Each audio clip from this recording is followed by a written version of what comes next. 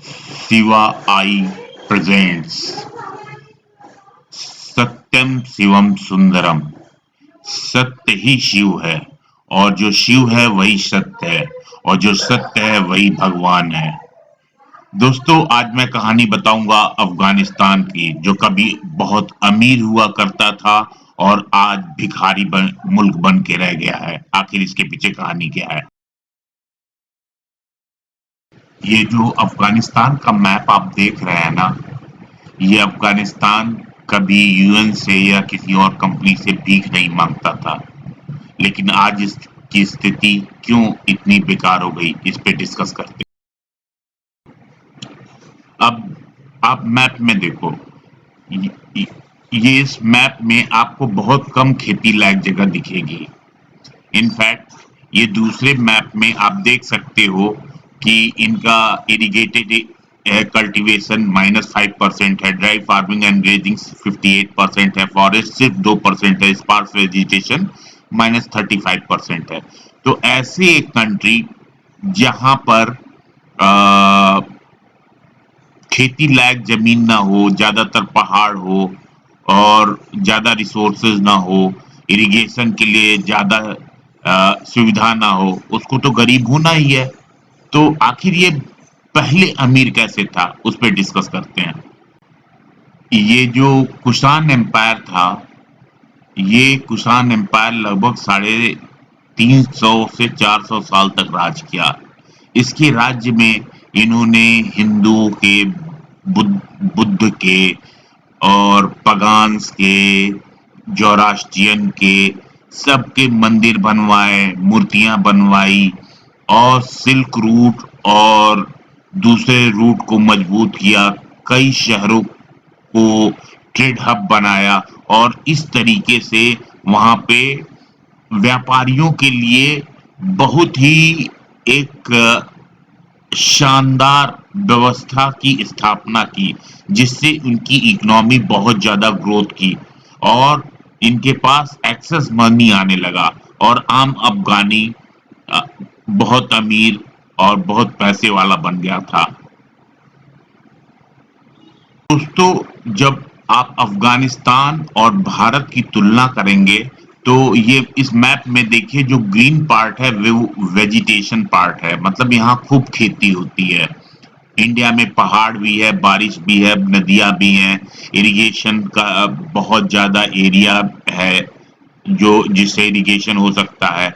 इस तरीके से इतिहास में हमेशा ही इंडिया रहने लायक जगह रहा और खेती करने लायक एक बहुत शानदार जगह रहा और इसलिए यहाँ हमेशा से ही पैसे की कोई कमी नहीं थी, इसीलिए लुटेरे आते थे और इसे लूटते थे। दोस्तों, अफगानिस्तान में कनिक्स एक राजा था। आप इस मैप में देख सकते हैं कि उसने सिल्क रूट डेवलप किया। उसने अ, बौद्ध और दूसरे धर्मों के मंदिर बनवाए ताकि जो चाइनीज बुद्ध को मानने वाले हैं उस रास्ते का उपयोग करें, हिंदू उस रास्ते का उपयोग करें। उनका रुकने का जगह अफगानिस्तान में चार, गांधार हो गया, हेरात हो गया, काबुल हो गया और दूसरी सिटीज में रुकने का व्यवस्था किया। इससे व्यापारियों को बहुत ज्यादा सुविधा मिलने लगी। तो सारे व्यापारी जो है सी रूट को ना लेके ये लैंड रूट को, क्योंकि लैंड रूट ज्यादा खतरनाक नहीं होता, इसलिए लैंड रूट का उन्होंने ज्यादा उपयोग किया। तो जितने भी थे, एक कुषाण हो गए, मौर्य हो गए, गुप्ता, जिन्होंने अफगानिस्तान पे शासन किया, इन सभी ने सभी धर्मों का सम्मान किया और एक सेकुलर समाज की स्थापना अफगानिस्तान में की। दोस्तों, जैसे पहले ही बता चुका हूँ, पहले कुषाण वंश था, फिर गुप्ताज आए, फिर मौर्याज आए और अंतिम राजा जो था अफगानिस्तान में, उसका नाम था जयपाल। वो 10वीं शताब्दी तक वहां पे राज्य किया, काबुल में राज्य किया।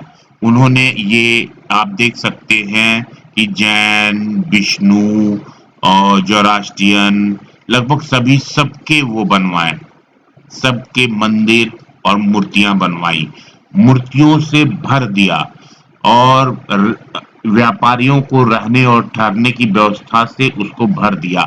आप बिलीव नहीं करेंगे कि इन मूर्तियों, इन जगहों, इन सब चीजों की आज अगर वैल्यू की जाए, जिसको तोड़ दिया इस्लाम के मानने वालों ने, उस उसकी वैल्यू आज के डेट में ट्रिलियंस ऑफ डॉलर्स में होगी। सारे मंदिर तोड़ दिए गया, आज अफगानिस्तान में मंदिर नहीं रह गया, आज अफगानिस्तान में मूर्तियां नहीं रह गई, बामियान की मूर्ति तोड़ दी गई।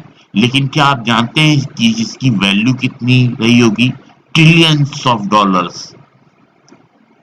दोस्तों, कुछ लोग अरब से अफगानिस्तान में आए, जिनका नाम असीम बिन अग्र और अब्दाल इमिर था। ये लोग 7वीं शताब्दी में आए और जैसे हर हर जगह होता है, सबसे पहले इस्लामिक लोग शरण लेते हैं और धीरे धीरे अपनी संख्या बढ़ाते हैं, और जब ये संख्या बढ़ जाती है तो वहां की सरकार पे हमला बोल के हटा देते हैं। कुछ यही हुआ था जयपाल के साथ। और इस्लामिक लोगों ने राजा को हटाने के बाद वहां के सारे मंदिरों, मूर्तियों और सब चीजों को तोड़ दिया, जिसकी वैल्यू आज की डेट में आज के हिस्टोरियन लगभग 10 ट्रिलियन डॉलर लगाते हैं।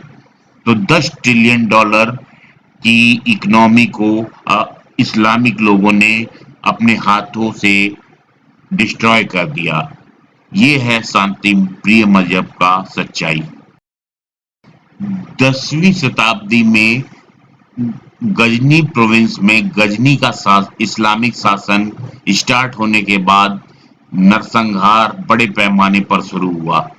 कहा तो ये भी जाता है कि हिमालय रेंज की पहाड़ियों में एक पर्टिकुलर स्थान पे इतने ज्यादा हिंदुओं और बुद्ध लोगों की हत्याएं हुई कि उस जगह का नाम ही हिंदू कुश पर्वत रख दिया गया।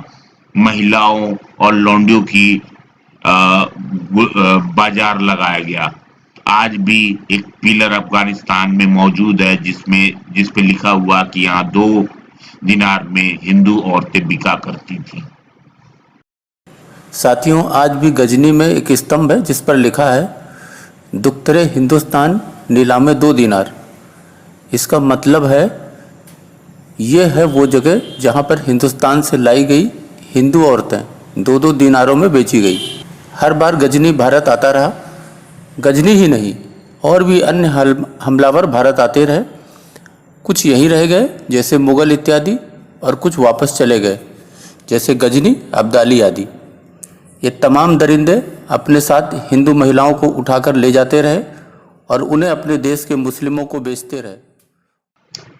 काफिरों के सामूहिक नरसंहार का असर ये हुआ कि जो चाइनीज बुद्धिस्ट लोग और जो हान लोग थे, जो हिंदू ट्रेडर्स थे, उन्होंने सिल्क रूट यानी अफगानिस्तान का रास्ता ही बंद कर दिया और उन्होंने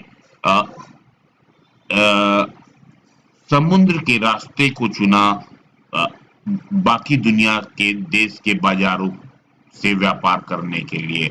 और इस तरह धीरे धीरे अफगानिस्तान में जो कमाई होती थी व्यापार से, वो बंद हो गई।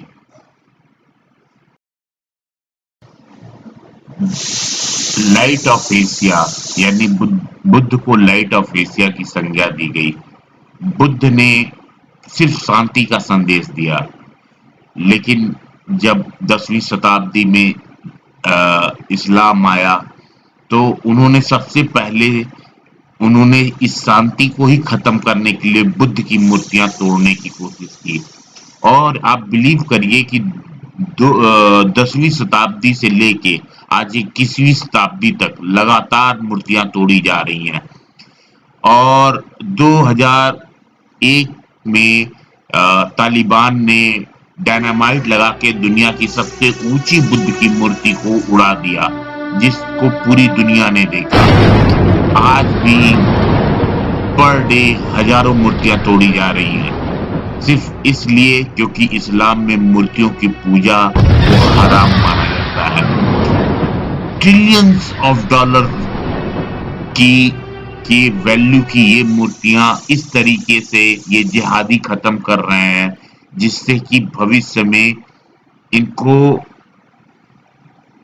खाने के लाले पड़ जाएंगे और इनको भगवान गौतम बुद्ध का अभिशाप मिलना ही मिलना है। देखना है कौन जीतता है।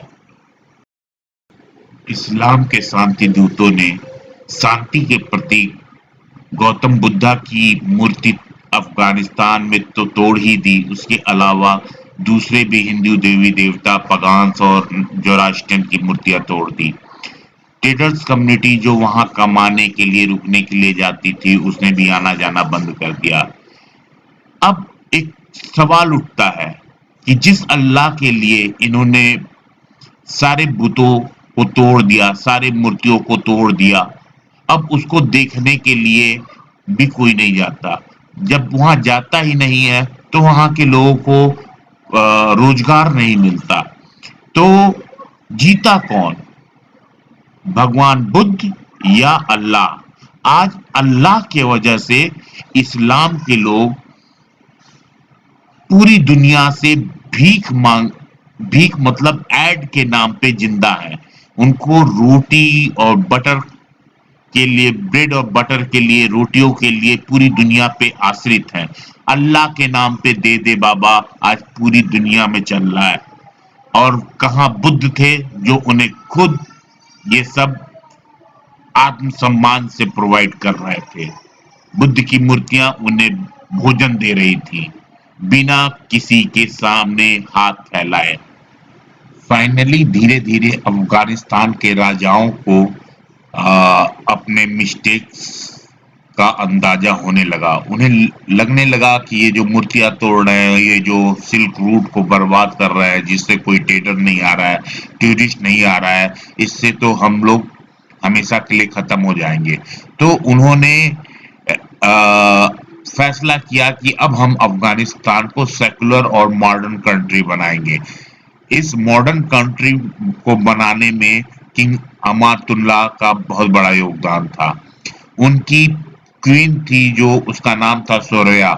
सोरया वो पहली औरत अफगानिस्तान की महिला थी जिसने सबके सामने बुर्का को फाड़ के फेंक दिया और ये कहा कि बुर्का अफगानिस्तान का नहीं, अरब की गुलामी का परिणाम है।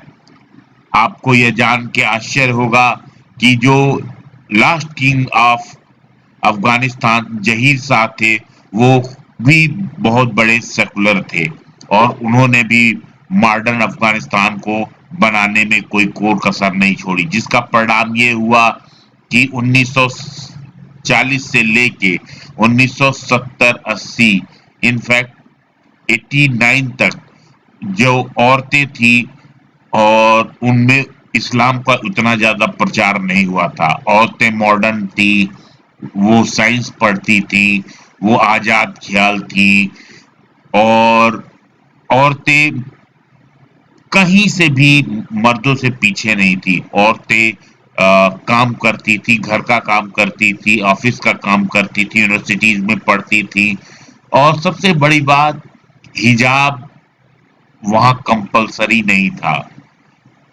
और अफगानिस्तान का कल्चर एक बहुत ही मॉडर्न था। जो लोग जाते थे अफगानिस्तान, उनको ऐसा लगता था कि वो कहीं ना कहीं जिस अफगानिस्तान में आए हैं वो यूरोप से कम नहीं है। औरतें आजाद ख्याल थी, महिलाएं हर क्षेत्र में आगे थी, लेकिन ये सब मुल्लाओं को बर्दाश्त नहीं हुआ और उन्होंने नजीबुल्लाह को मार डाला। इनको मारने में अमेरिका का भी उतना ही हाथ था। नजीबुल्लाह को मारने के लिए मुजाहिदीन खड़े किए गए, तालिबान खड़े किए गए। तालिबान लोकल लड़ाकों को कहते हैं, मुजाहिदीन बाहरियों को कहते हैं और कुछ भाड़े के आतंकवादी भी थे जिसमें शामिल। इसमें अफगानिस्तान की महिलाओं ने भी इन मुजाहिदीनों और तालिबानियों का साथ दिया। अफगानिस्तान की महिलाओं ने तालिबानियों के साथ बंदूक उठा के नजीबुल्लाह की सरकार के खिलाफ जंग लड़ा। लेकिन जो महिलाएं AK-47 लेके नजीबुल्लाह के खिलाफ तालिबानियों का साथ दे रही हैं, उन्हीं तालिबानियों ने सबसे पहला काम औरतों की आजादी छीन ली, उनको हिजाब पहना दिया, उनको कोड़े बरसाए, उनको पत्थर मारे, उनकी लाशों के साथ रेप किया। और लाशों से रेप करना तो इस्लाम में सुन्नत है, क्योंकि मोहम्मद साहब ने अपनी चाची की कब्र में नंगे गए थे। तो इसलिए हर मुसलमान यह समझता है कि जब तक किसी मरी हुई औरत के साथ सेक्स ना किया जाए तब तक उसे जन्नत नहीं मिलेगी।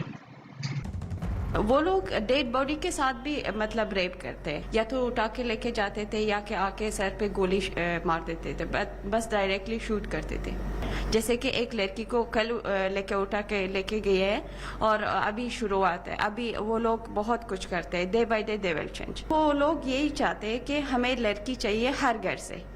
तालिबान जो दुनिया के सामने पेश कर रहा है वो मुखौटा है, उसका असल चेहरा ये है जो अफगानिस्तान की रहने वाली मुस्कान बता रही हैं। तालिबान की यातनाएं उन्होंने अपनी आंखों से देखी है। मुस्कान अफगानिस्तान पुलिस में काम करती थी और काबुल में तैनात थी। An Afghan woman who fled from Afghanistan and landed India after the Taliban took over the country revealed that the Taliban fighters even had sex with dead bodies there. The woman, identified as Muskan, made the shocking revelation after landing in India. She worked in the Afghan police force and fled the nation after the Taliban overthrew the government there. The fighters don't care whether the person is dead or alive. They brutally rape the corpse. They used to have sex even with the dead, she said when asked about the reason why she left her country. Taliban fighters warn women from every family there. If they refuse to go with them, the women will be killed. They warn the working women in the country, you should not go to work, they said. They issue numerous warnings against working women in the country. If anyone deny their warning, they will be brutally killed, the woman said. News Desk Kaumudi, English.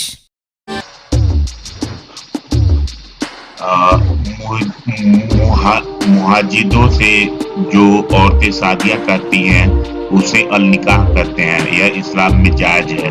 तो तालिबान का demand बिल्कुल सही है। दूसरी चीज, sex slavery इस्लाम में जायज है और विडो से शादी करना भी इस्लाम का एक हिस्सा है। ये 4 औरतें रख सकते हैं, ये सब जायज है। और अगर ये डिमांड करते हैं औरतों से महिलाओं ले आओ, उनकी बाजार लगाओ, तो ये सब मक्का में मोहम्मद साहब ने पीस डील तोड़ दिया था और अफगानिस्तान में तालिबान ने पीस डील तोड़ दिया और 15 अगस्त को काबुल पे कब्जा कर लिया। ये जो तस्वीर आप देख रहे हैं वो काबुल की ही है। काबुल में किस तरीके से जो 99% अफगानी सरिया ला चाहते थे, उनमें से 44% तालिबान चाहते थे, वही उनसे क्यों भागना चाहते हैं? मेरा इस सवाल का जवाब अभी तक किसी अफगानी ने नहीं दिया।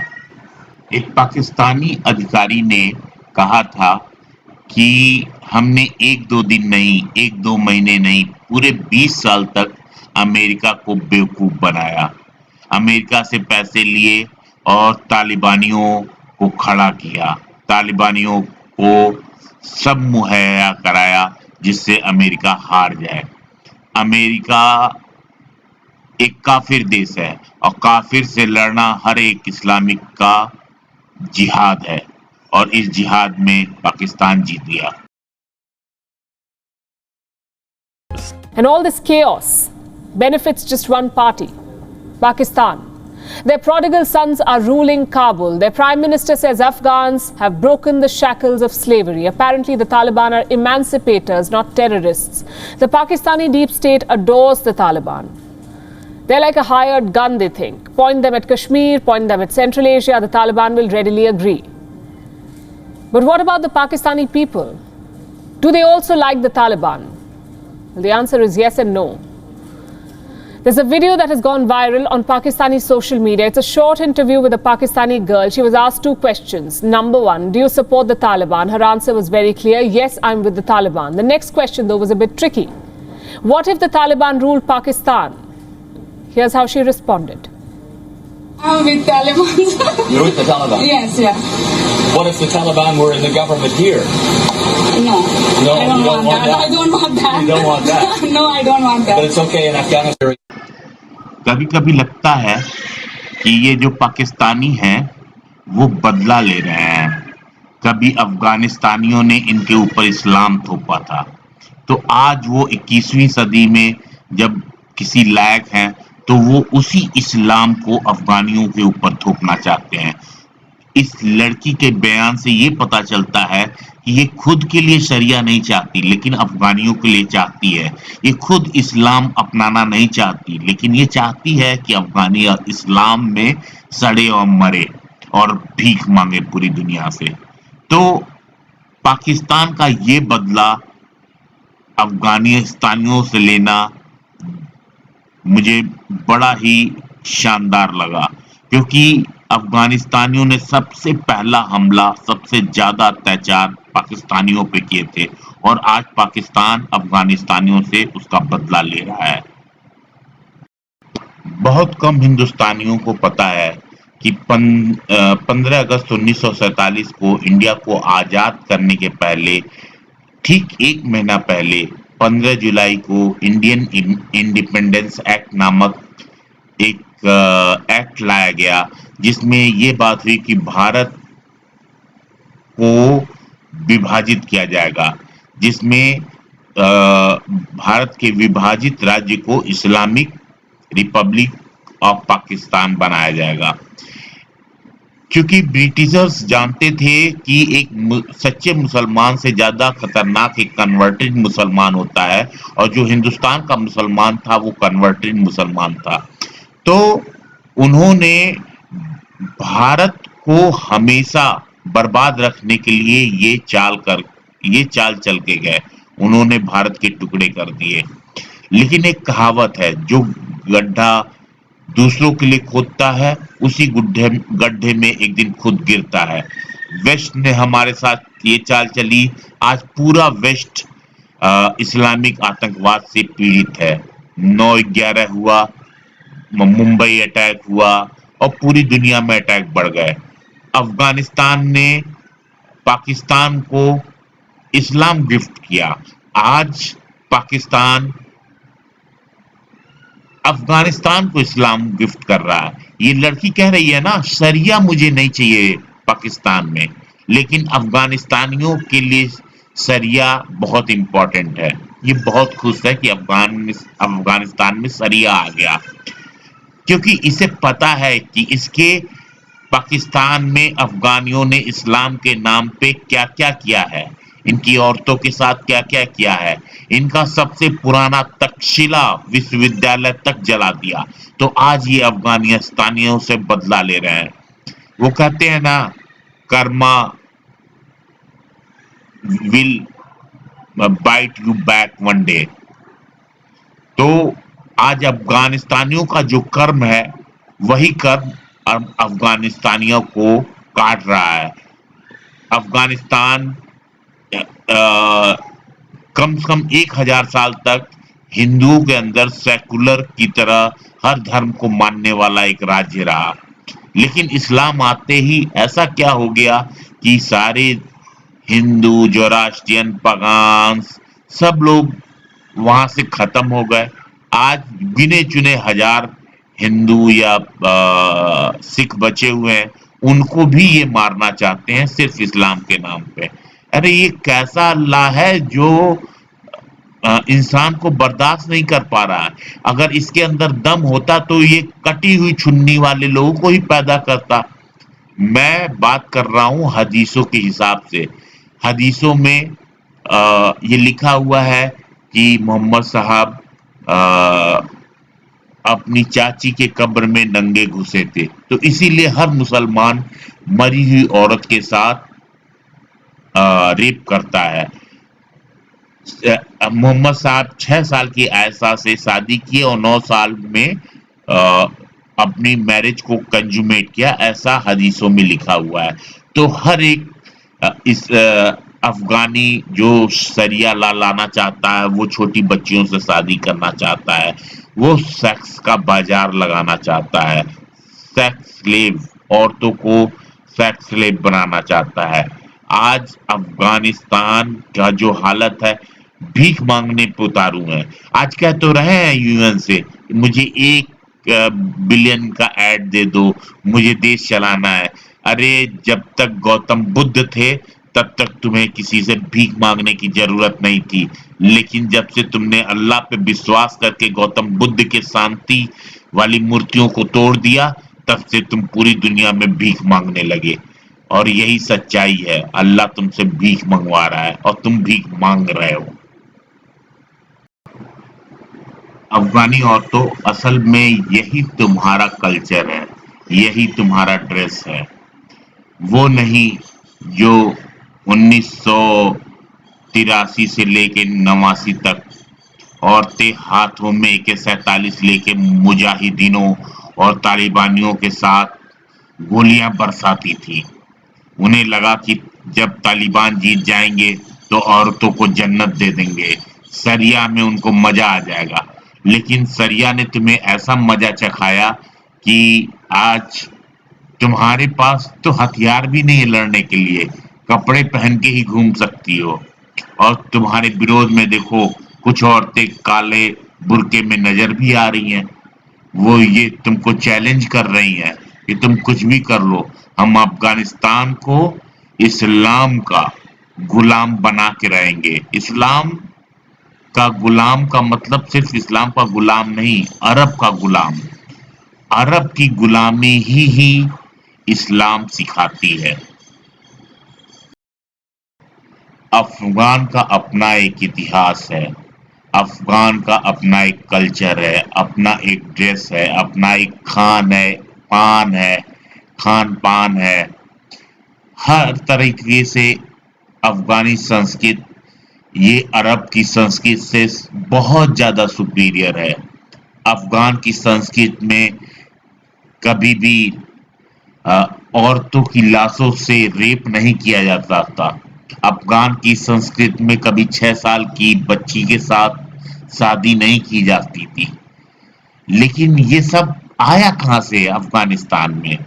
ये सब बहुत चालाकी से कुछ अरब लोग आए, उन्होंने अपनी संख्या बढ़ाई और फिर गजनी प्रोविंस में इस्लाम की स्थापना की और धीरे धीरे पूरे अफगानिस्तान में इस्लाम को फैला दिया। आज अगर अफगानिस्तान को फिर से खड़ा होना है आत्मसम्मान के साथ, भीख नहीं मांगना यूएन के सामने, रोटियों के लिए पाकिस्तान की कॉलोनी नहीं बनना है और इंडिपेंडेंट बनना है, तो सबसे पहला काम अफगानिस्तान अपना इतिहास ढूंढे, असली इतिहास ढूंढे, बुद्ध की टूटी हुई मूर्तियों को जोड़े और टूरिज्म के लिए और ट्रेड के रूट के लिए फिर से एक माहौल तैयार करे, जिससे आम अफगानी कुछ न कुछ व्यापार करके धीरे धीरे पैसे अपने बच्चों के लिए कमा सके, एक अच्छा बेहतर फ्यूचर अपने बच्चों को दे सके। मैं अफगान का भला चाहता हूं, इसीलिए चाहता हूं कि हर इस्लाम आप अपने तक रखो, थोपो नहीं।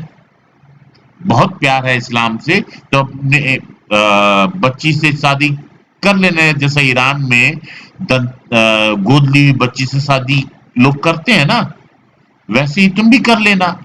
लेकिन अफगान का ये कल्चर नहीं रहा है, इसलिए इस्लाम को त्याग देना ही अफगान के हित में है।